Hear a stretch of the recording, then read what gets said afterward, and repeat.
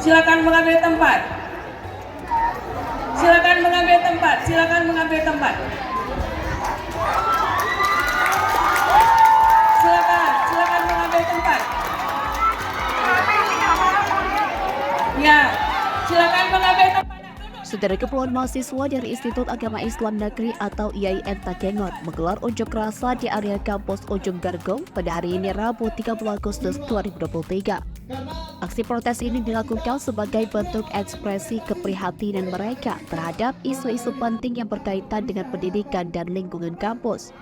Amatan Tribun.com, para mahasiswa terlihat berkumpul di kampus Ujung Gargong sejak pagi hari membawa spanduk berisi tuntutan-tuntutan mereka.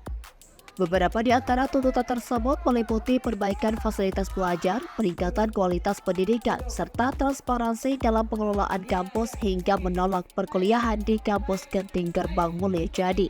Mereka juga menyerukan agar pihak administrasi kampus lebih terbuka terhadap dialog dengan mahasiswa untuk mencari solusi bersama.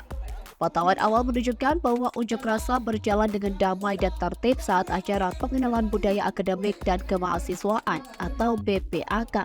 Mahasiswa terlihat saling mendukung satu sama lain dalam menyampaikan aspirasi mereka.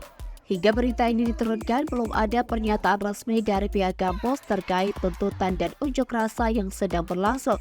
Namun sejumlah dekan dan kepala biro Amrul Saleh telah berada di hadapan mahasiswa.